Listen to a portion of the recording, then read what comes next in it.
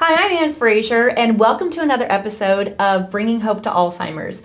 I am sitting here today with one of my good friends. This is Melissa Ryan, and Melissa is a phenomenal cook, and she actually makes all of Mark's and my food that we have at home because A, I need to be able to eat a certain way for brain health, and B, because of being a successful real estate agent, it's difficult to take that time to do all the prep work in order to eat all the great organic food, and she makes it so much better than I do. So welcome. Thank you for having me on your show. Yeah, thanks for being here, and I tell you all the time how great you are, but thanks for making all the great food. We have kind of a neat little setup, don't we? We do. It's really fantastic. It's an ideal situation that I could have never dreamed of. So thank you for being the visionary behind it all. Oh my gosh. Well, tell everyone a little bit about how we got connected and where we got to today. Well, when my husband and I decided to leave California and come to Kansas to be near his parents, we needed a realtor. And through a network and the providential hand of God, we ended up with Mark and Ann one afternoon. And we ended up placing an offer on a house 2 days after we met. And we got that house, which happens to be 10 houses down the street from your house. Yes.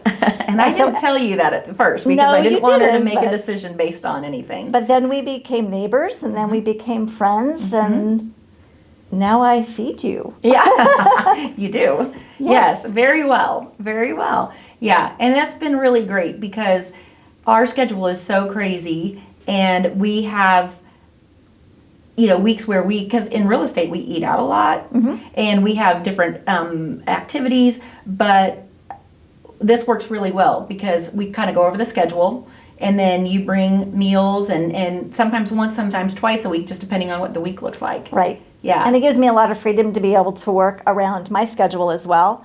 Right. So that, and because we live so close, that I can shop for you or make things whenever it's convenient, and then we just have a scheduled time that I bring them over. And again, it's, like I said, it's easy because I don't have to travel far. Right. And I trust you completely. She actually knows how to get in my house without me there. So. And I love her dog. Yes, yes. So let's jump into food. Food is medicine. It is. Right? It's medicine. Like, we are what we eat, right? Absolutely. How'd you get involved in, because you were a great cook and doing a lot of great things before we met. That's why this worked so well. Tell me a little bit about your background. It actually started a long time ago. I was not in great health as a little kid, a lot of upper respiratory problems. The one thing I remember is that every time I went to the doctor with bronchitis, they would tell my mom to take me off dairy products. But then, of course, once that cleared up, I went back to just eating the standard American diet, a lot of gluten, a lot of sugar, a lot of dairy. I did allergy shots for 10 years from age 7 to 17. And then when I realized when I was 17 that as an adult, I was going to have to take on financial responsibility for my adult life. And maybe I did not want to spend my money on allergy shots. So I started looking into nutrition, alternative ways of doing life, food being your medicine. Yep.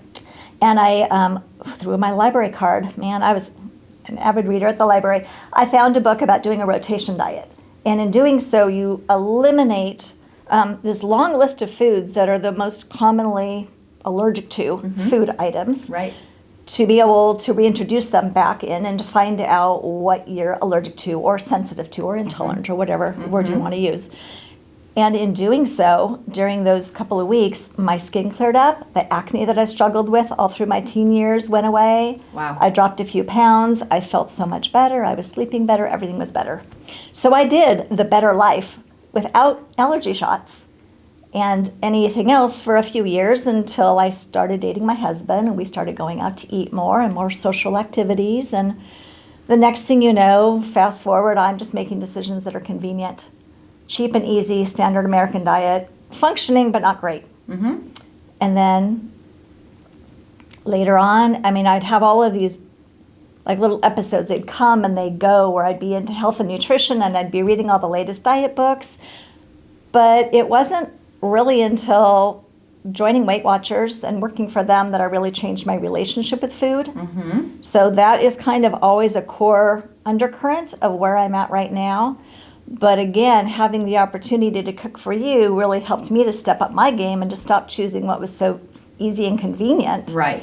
And start actually feeding myself what I'm already feeding you. Right. Because it was just easier to do that for you than it was for myself. Right. And so now I do it for myself and I do it for some others. And so more often than not, I am choosing foods that are non-inflammatory, foods that will feed your brain. And if you can't pronounce it or define it, I don't think you should be eating it. And if you are, just do it very sparingly. And then get right back on to eating only real food that God has provided for your body. Because that's how we get health. That's it. That is and the it. more I age, the more my health is becoming important to me. It's less about looks. Amen, sister. The vanity that was there in the early years is not there to the same degree that it is now, because now I want to be able to age successfully. Yeah. Very with good. my brain intact. There you go. I love all those things you said, because it's so important that what we're eating, that it's organic, is great.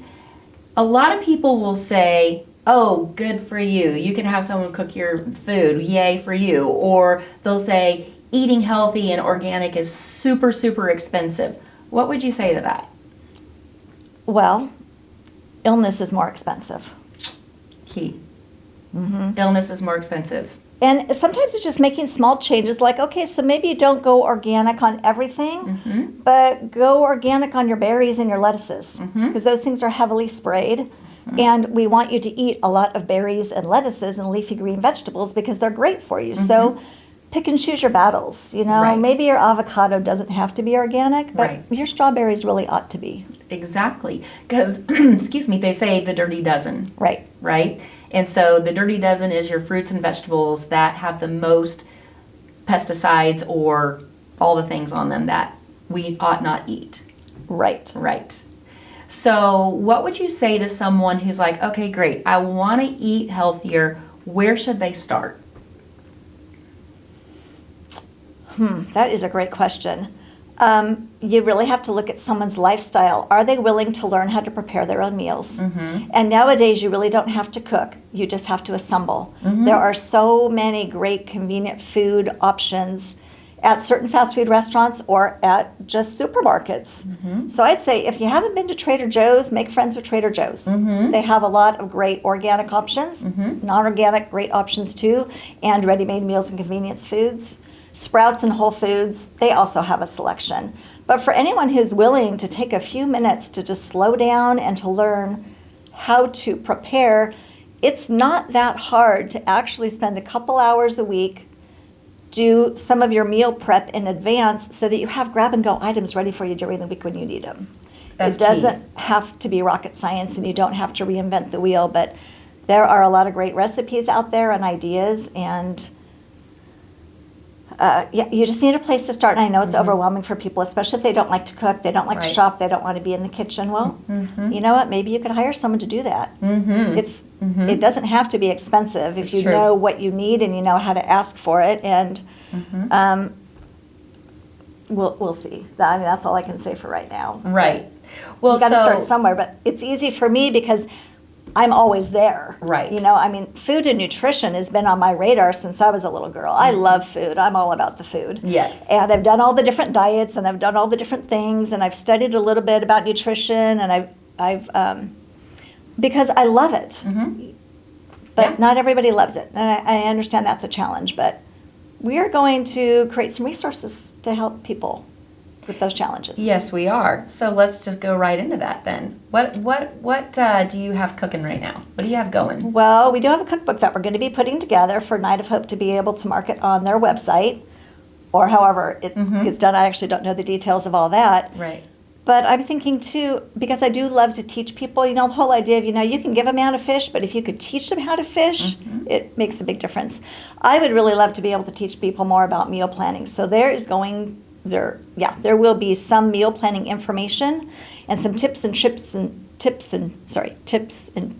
and strategies and things like that. Those resources are going to be in the materials. I'm not sure at what form it's going to look like yet, but I've got some ideas brewing about hands-on exercises, even teach people how to do this, and getting the family involved too. If you're cooking for your family or if you're feeding people in your home, you got to get them involved in some level of responsibility and make it a team effort. So yeah, I'm really excited to see what this next year is going to bring as all of these things come to life. Yes, absolutely. Let's go back and touch on eating out. Mm-hmm. Eating out, especially fast food, we know it's not redeeming, but even eating out at nicer restaurants. Talk a little bit about why eating out can be difficult, and then what are some good healthy choices to make when you go out? Okay, eating out is difficult because we are thinking with our taste buds and not with our brains. Mm-hmm. And there's that a lot of really good choices at really good restaurants. Mm-hmm. And we have this idea, it's a special occasion, we need to indulge, we need to do this, that, and the other. I actually have a friend who I just heard her tell this story to last week. So she was a Weight Watchers leader. Mm-hmm. And has been a great friend and shares lots of resources with people. But she has a policy when she goes out to eat, she doesn't look at the menu. She just tells the server, this is what I'm looking for. What kind of fish do you have that's fresh? What kind of vegetables do you have? I'd like to have that, and they put it together for her.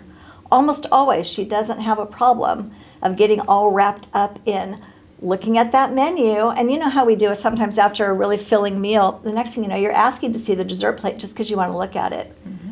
And then you're ordering it and eating it, and you're not even hungry for it, so you can't really enjoy it. Right. So I think if you're going to go out to eat, you have to really think about what is it that you really, really want, and then get that, and just that. You don't have to want what everybody else wants. Get just what you want. So maybe even looking at the menu in advance to see if they have healthy options, so then you know going into the restaurant a plan. Yes, if you know where you're going and what they have, or you know what the signature meal is at that restaurant and you want that, going in armed with a plan will be so much better for you, because then you're more likely to stick to that plan instead of just kind of being caught up in the hedonistic moment of what's on the menu or what looks good or what that person just, when the waitress walks by with the food. Right.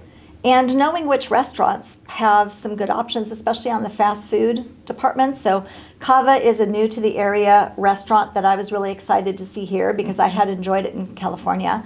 It's the Mediterranean version of Chipotle.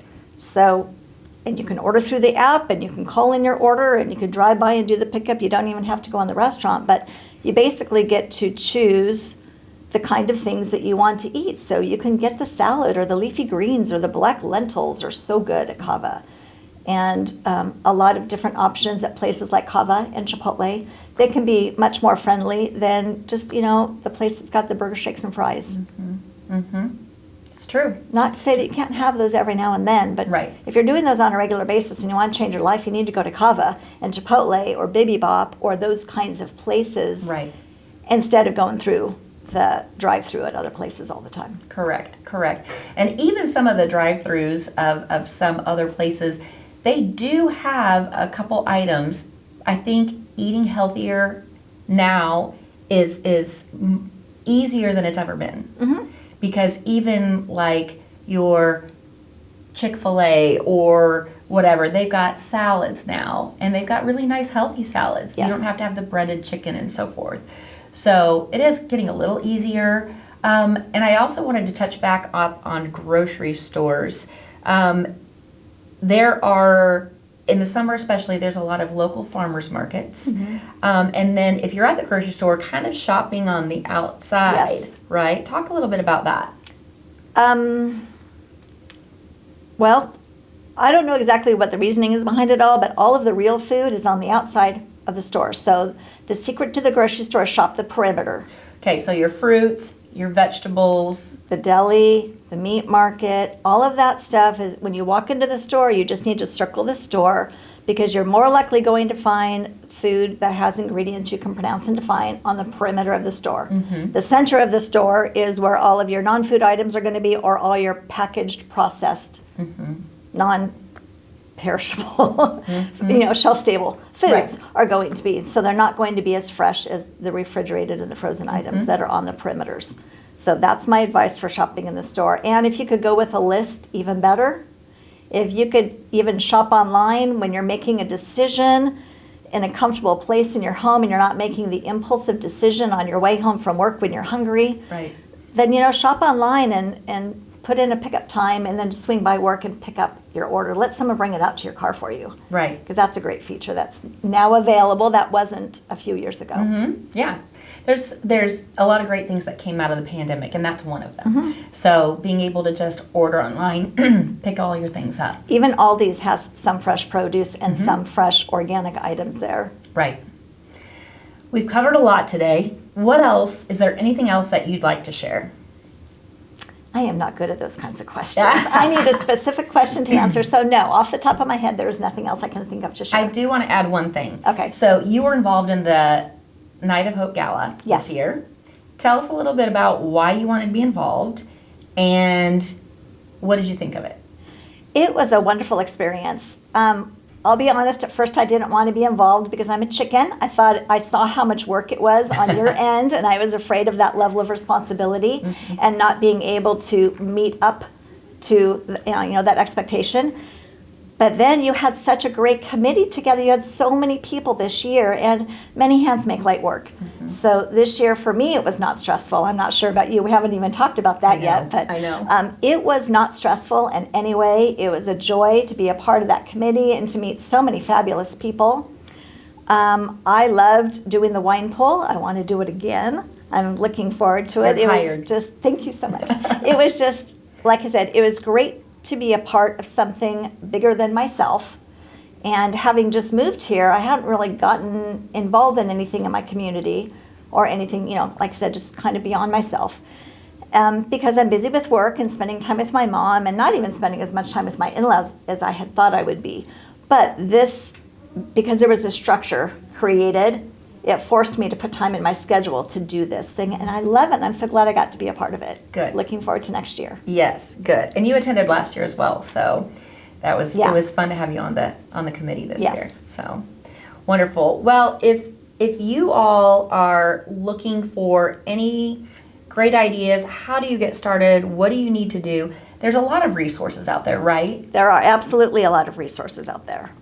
Would you tell someone to just kind of go online and start looking up like an anti-inflammatory diet? That is actually where I would recommend, if you know that you have a certain nutritional issue, like for example, if you need to follow the FODMAP diet, or if you have any other digestive issues that your doctor's already talked to you about, well then you'll have a direction already to go. But if you don't have any idea where you go, I would encourage you to look up the lectin-free food list. That was something that I started doing in November, and it has been a game changer. As I'm aging, everything hurts differently than it used to. It actually hurts, my joints and things, and I have determined that it was actually from stress and inflammation. So I am working on foods and that lower inflammation, non-inflammatory foods. And for me, the lectins are really a trigger. So I have been more often than not following using the lectin-free food list as a list of what to build my diet or my food meals around. And then they also have a list of foods that are high in lectins. And those, the nightshade avoid. vegetables, people probably heard about those. Well, it's a real thing. I'm experiencing that when I don't eat the nightshades, my body feels better. So, but being aware of how food affects you, because food is medicine. And depending on whatever your needs happen to be, for me, my need is to happen to be less inflamed so that I can be more comfortable. Right. And because I want to minimize disease as much as I can, and inflammation is a fertile ground for disease to develop. It is. So yeah, that would be a great place to start. Non-inflammatory food choices, lectin-free. And then, let's see, fresh dates. I'm going to tell you all to eat fresh dates. They're my new favorite food. I love them. So strawberry salad with feta cheese and dates, and grilled I was chicken and eating leafy that out greens. in the lobby before I you got here. love that. Yeah, so as I have been reducing the sugar out of my own life, I've been using pure organic maple syrup to make my own salad dressings, and then I chop up a date and throw it in random things just because I love the little bit of flavor that it adds. So there's lots of ways that you can make those subtle changes, and that kind of information will definitely be in the cookbook. Good. We'll show you the food swaps. Good. Because Alzheimer's is considered three things. It's considered a lifestyle disease, it's considered an inflammatory disease, Yep. and it is considered type 3 diabetes because it's sugar fed. So whatever's inflammatory for you, it will go to an area of your body that has a weakness. So like joints, you'll feel are tighter if you eat something that's inflammatory. Right. You might get headaches. You might feel foggy in your brain. There's a lot of things that inflammation will do to your body that is not good on any level. So. Yep, I'm beginning to discover all of that on a Yes. personal note. Yes. Very good. Well, I appreciate you being here today. Thank you for for having all me. you do. Thanks for being here, and thanks for helping me on a very, very personal basis. It's my pleasure. So. Thank you. If you want to know anything else about food, you can follow some of the suggestions that Melissa had, and we'd be happy to help in any way we can. Thanks for tuning in, and we'll see you next time.